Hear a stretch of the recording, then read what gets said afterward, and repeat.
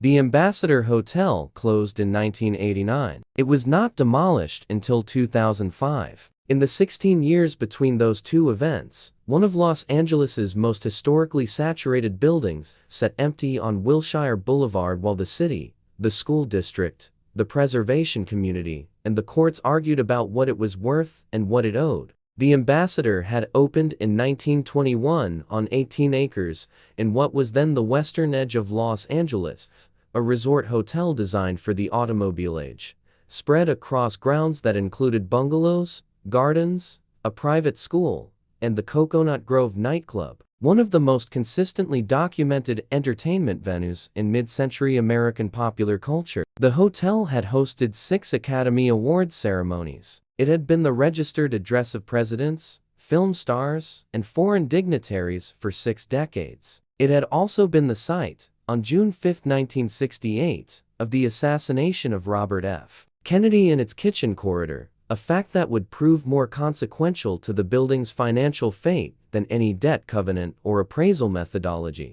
The forensic entry point for this case is not a bankruptcy filing. The Ambassador Hotel did not collapse under the weight of overleveraged acquisition debt or a fraudulent capital structure. It collapsed under the weight of its own history, a history so specific, so documented, and so contested that no commercial use of the building could survive contact with it without being defined by it. The building was not financially unviable. It was historically untranslatable. That distinction is rarer in the forensic record of institutional collapse than leverage ratios and covenant defaults, and it is more instructive. The capital structure question for the Ambassador is not what debt load destroyed the asset. It is what the asset's historical profile cost the owners who tried to convert it, the preservationists who tried to save it, the school district that ultimately acquired it, and the city that had to decide what an 18-acre site on Wilshire Boulevard was worth when the building on it could not be separated from what had happened inside it.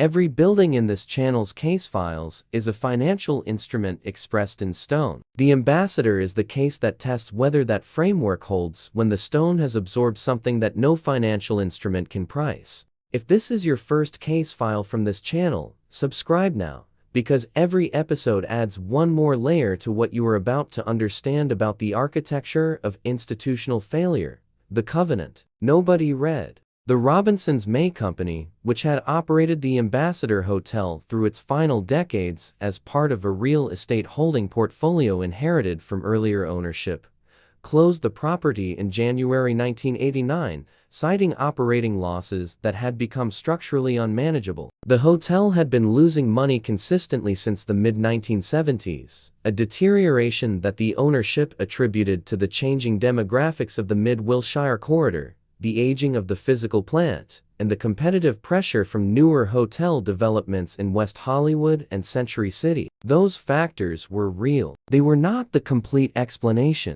The covenant that no operator had been willing to read clearly enough was written not into any loan agreement, but into the building's identity as a commercial hospitality asset. By 1989, the Ambassador Hotel could not be marketed as a luxury destination without confronting the Kennedy assassination as the most documented event in its history. It could not be renovated and repositioned without triggering a preservation debate about the kitchen corridor where the shooting had occurred and the ballroom where Kennedy had delivered his final victory speech. It could not be sold to a developer for conversion without generating a political response that would complicate any entitlement process required to change the building's use. The ownership had known this since at least 1979, when the first serious redevelopment proposals for the site had encountered organized community opposition focused specifically on the preservation of the assassination site. The cost of that opposition was not priced into the carrying costs of maintaining the empty building on the balance sheet. Between 1989 and 2005, the Los Angeles Unified School District, which had acquired the site in 2001 for $59.5 million, spent an estimated $22 million in legal fees and carrying costs managing the litigation that preservation groups and historic designation advocates brought against the demolition plan. That $22 million represented a capital expenditure obligation that no underwriting model for the 2001 acquisition had projected with accuracy. The school district's acquisition thesis was commercially straightforward: an 18-acre site in central Los Angeles, purchased at a price that reflected the building's obsolescence and the uncertainty of its entitlement status, could be converted into a school campus serving a severely overcrowded district. The thesis was correct about the land. It had not fully priced what the building on the land would cost to remove. At what point does a building's historical profile become a structural liability that belongs on the balance sheet rather than in the footnotes? Leave your analysis in the comments below. The appraisal that didn't hold. The appraisal conducted for the Los Angeles Unified School District's 2001 acquisition of the Ambassador Hotel site valued the property at $59.5 million, a figure that reflected an 18-acre land parcel in a mid-Wilshire location with significant development potential. Discounted for the cost of demolishing the existing structures and for the entitlement uncertainty created by the building's historic designation status, the appraisal treated the historic designation as a quantifiable discount to the land value. It did not treat the Kennedy assassination site as a separate category of liability with its own cost structure. That distinction proved consequential. The California State Historical Resources Commission had placed the Ambassador Hotel on the California Register of Historical Resources in 2003, a designation that created specific procedural requirements for any demolition or significant alteration of the property. The nomination to the National Register of Historic Places, pursued aggressively by the Ambassador Hotel Preservation Coalition and allied organizations,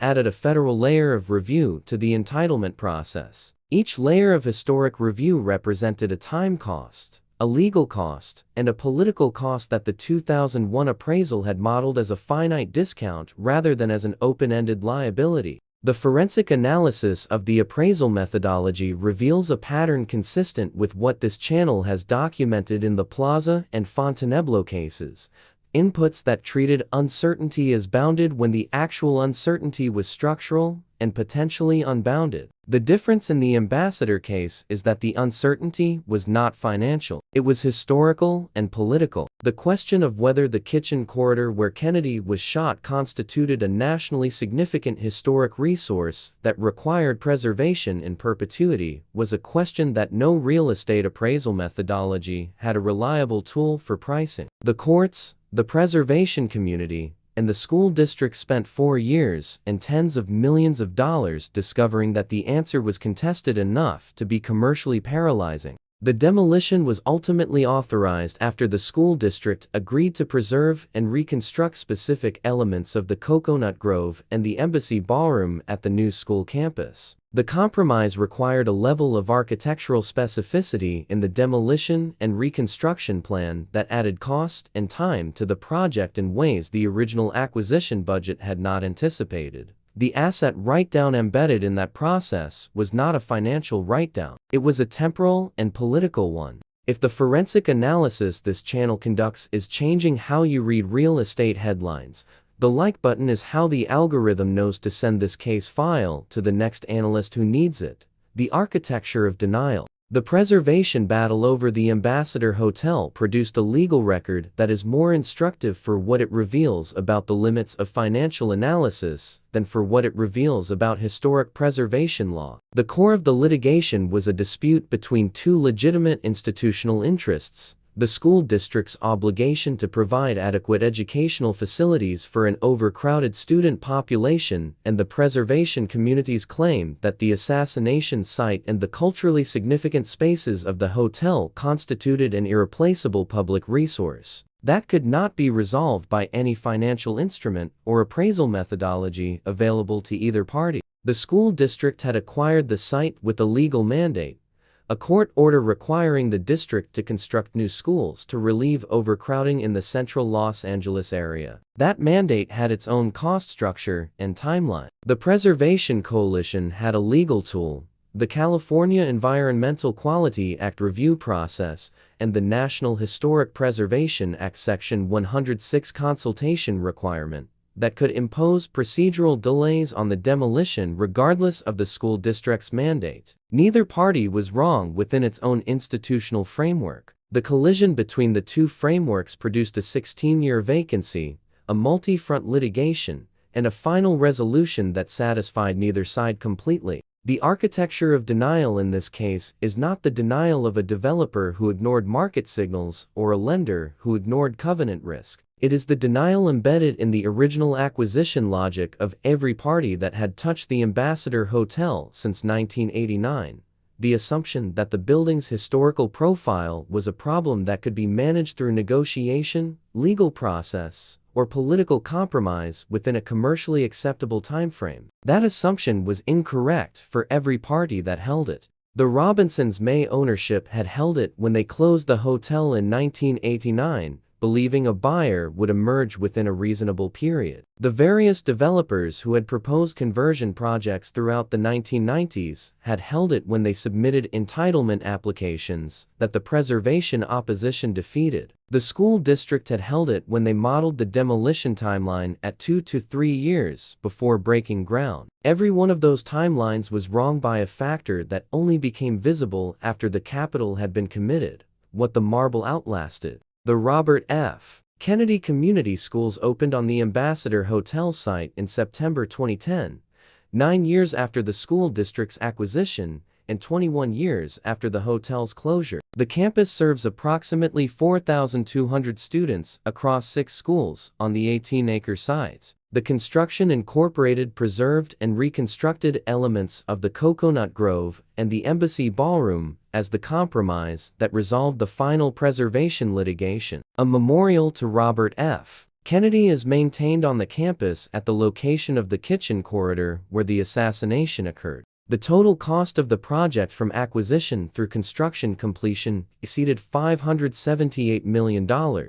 Making it at the time of opening one of the most expensive school construction projects in American history. The 2001 acquisition price of $59.5 million represented approximately 10% of the final project cost. The gap between the acquisition price and the total project cost was not entirely attributable to the preservation litigation, but the litigation's contribution to that gap, through direct legal costs, carrying costs during the extended vacancy, and the architectural complexity added to the construction plan by the preservation compromise, was material and documented in the school district's financial records. What the Ambassador case reveals that the Plaza, Fontainebleau, and Waldorf cases do not is the outer boundary of the forensic framework the channel applies to institutional collapse. Every previous case file has documented a failure in which the capital structure was the primary cause, and the building was the evidence. The Ambassador inverts that relationship. The building's historical content was the primary cause,